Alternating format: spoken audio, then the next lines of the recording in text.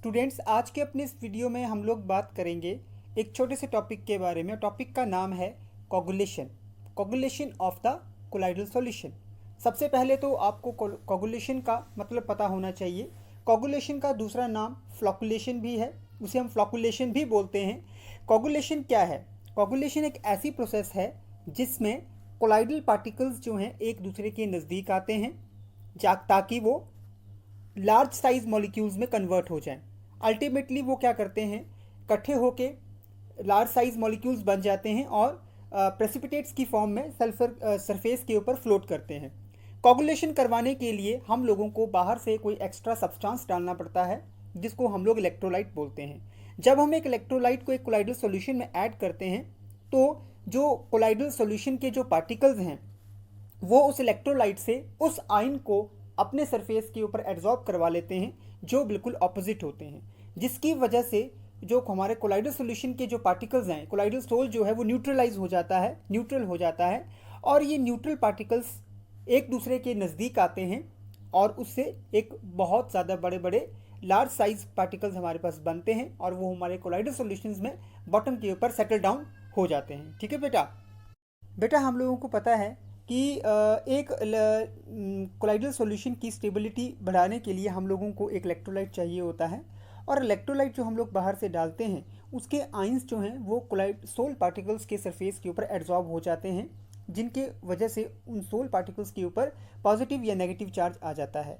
ये जो charged colloidal particles हैं फिर एक दूसरे को रिपेल करेंगे और जब एक दूसरे को रिपेल करेंगे तो वो एक दूसरे के क्लोज नहीं आ पाएंगे जिससे वो बड़े पार्टिकल्स बना सकें।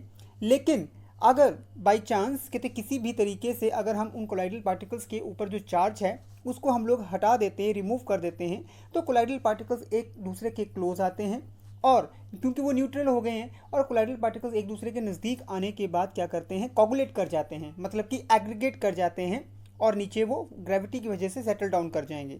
एग्जाम्पल के तौर पर अगर हम लोग एक बहुत ज़्यादा अमाउंट में इलेक्ट्रोलाइट लेते हैं तो डिस्पर्स्ड फेज के जो पार्टिकल्स हैं उनका जो चार्ज है वो न्यूट्रलाइज हो जाएगा और जिसकी वजह से वो एक दूसरे के क्लोज आ जाएंगे, साइज उनका बड़ा हो जाएगा और अल्टीमेटली वो प्रेसिपिटेट्स बना देंगे। इस प्रोसेस को हम लोग बोलते हैं प्रेसिपिटेशन, कोगुलेशन या फ्लॉकुलेशन। तो कोगुलेशन की डेफिनेशन क्या हो गई? The phenomena of precipitation of A colloidal solution. एक कोलाइडल सॉल्यूशन की जब प्रेसिपिटेशन होती है, जब हम बाहर से इलेक्ट्रोलाइट डालते हैं तो उस प्रोसेस को हम लोग बोलते हैं कोगुलेशन और फ्लॉकुलेशन। ठीक है बेटा, अब हम बात करते हैं कि ये कोगुलेशन का मैकेनिज्म होता कैसे है। ठीक है, जब आप स्क्रीन के ऊपर देख रहे होंगे बेटा कि आपके पास यहाँ पे कोलाइडल पार्टिकल्स के बीच में जो है रिपल्शंस हो रही हैं क्योंकि वो एक दूसरे से सेम चार्जेस के हैं, सेम चार्जेस के हैं। जैसे कि ये चार्ज यहाँ से रिमूव होगा वो एक दूसरे के क्लोज आ जाएंगे और हमारा जो बिगर साइज मॉलिक्यूल बन जाएगा। मैकेनिज्म होता क्या है, कोगुलेशन कैसे होती है?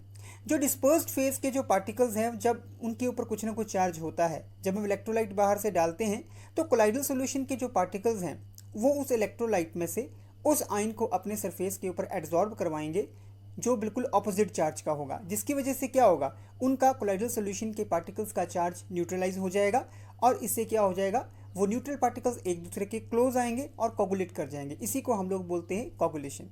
तो मुझे लगता है स्टूडेंट आपको कोगुलेशन या फ्लॉकुलेशन के बारे में क्लियर हो गया है। Thank you students.